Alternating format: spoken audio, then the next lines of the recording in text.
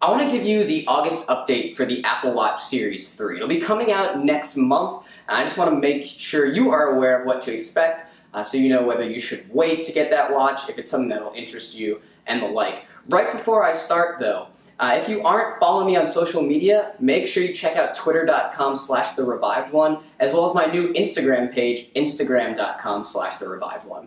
So to jump into what the Apple Watch Series 3 will look like, well, the form factor will be the same. It'll look the same as the original and Series 2 Apple Watches, which to me is actually fine. And I'd love to hear your feedback in the comments below with respect to whether you think Apple really does need to redesign the watch or you think the current design is adequate. But anyway, I frankly don't think that there needs to be a redesign, but the Series 3 watch will not be redesigned and will be the same look and feel as the current ones.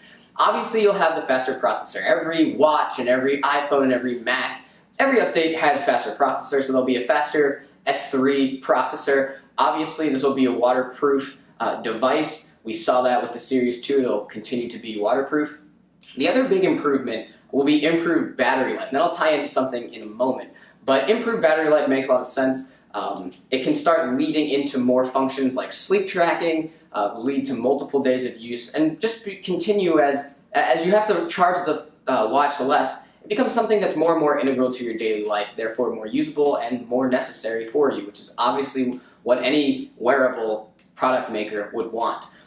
Improved battery life also connects to what's going to be the biggest feature for the Apple Watch Series 3. That's obviously LTE support. Think about one of the many, many uses where this is convenient. You're working out, you can stream music from your watch to your AirPods or whatever other wireless headphones you're using, and your watch has GPS in it.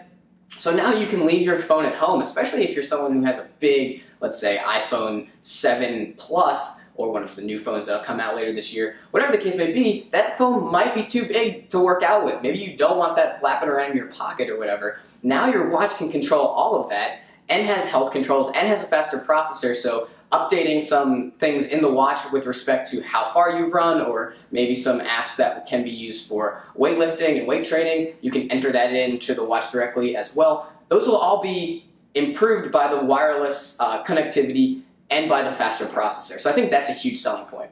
Obviously, improved battery life is imperative for that because the LTE modem will require extra power. So improved battery life goes in tangent with the LTE option. I say option because there will likely be an LTE option that'll cost a little bit more, as well as a non-LTE option that will just benefit from the improved battery things that Apple works out. So what could that be priced like? Obviously, if you look at the iPad, the cellular option is about $130 more in the United States.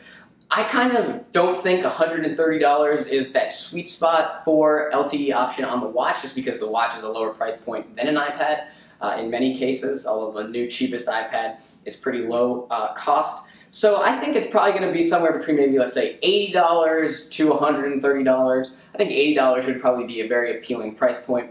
In the United States, when this launches, it'll launch on all 4 major carriers. It'll be monthly a charge with your wireless carrier. If you look at AT&T, for example, they currently have $10 a month for wearables to connect to mobile share plans. I, again, kind of think Apple is going to work out an arrangement with AT&T and the carriers to really kind of push this forward. Maybe $5 a month, even $10 a month, though, for $120 a year isn't something crazy. But my gut is probably somewhere between closer to $5, but maybe $10 to go in line with their current pricing. So that would mean that the LTE option is going to be, let's say, $80 extra up front, and let's say $5 extra per month. And that's kind of your look at what the Apple Watch Series 3 is going to look like. It'll launch in September. It'll be announced alongside the iPhone 8 or iPhone X or iPhone Edition, whatever they decide to call it, and it'll be shipping probably late in September. So that's the Apple Watch Series 3. If you like this video, make sure you give it a thumbs up. And if you haven't already, please click subscribe so all my videos come right to your homepage. Thanks for watching.